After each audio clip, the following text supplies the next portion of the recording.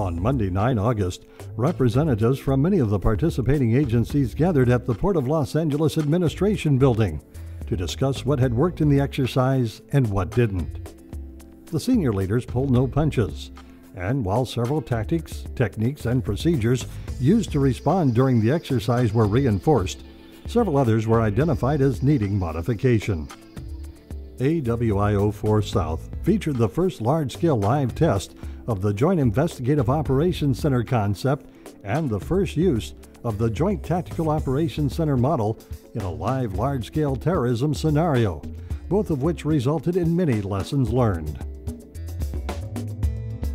Fire department standpoint, we appreciate the opportunity to participate. It was definitely a learning experience for us all, and for me personally, like I said, it taught us a lot of things that we need to look at, such as the radiological responses. It was invaluable in terms of the networking that took place, both with the FBI, captain of the port, the other agencies that were involved, and it just was wrong.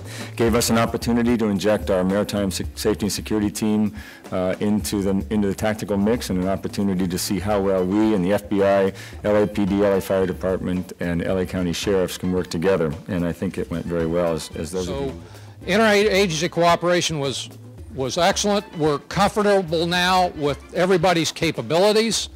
We're comfortable with the roles the different agencies play when they come into the JIOC. And one thing that this exercise did for us is it makes us more comfortable on a personal level.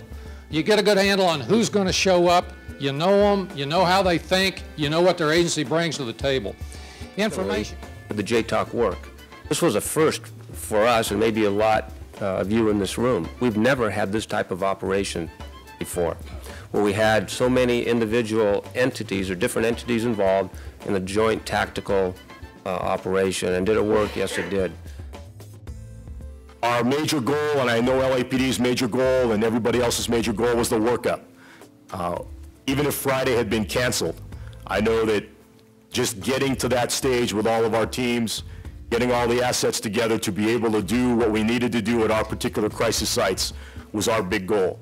I know that was... We need to integrate the radiation folks more effectively into the incident command area and into the response area. Our agency doesn't go home whenever it's all locked down. We're still dealing with the federal government and state agencies to help recover, help the local people recover and restore the function of the port and the surrounding community. Observations in terms of information sharing and interagency cooperation.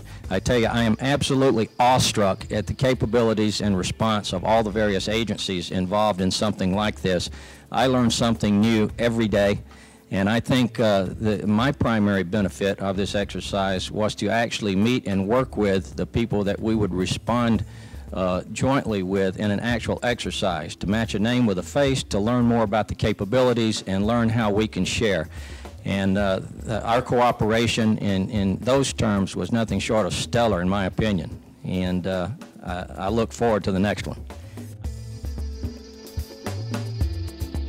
Overall, the exercise was highly successful in meeting the Asymmetric Warfare Initiative's congressional mandate to bring federal, military, state, county, city, and private sector responders together to plan for and execute a response to terrorist actions in the homeland.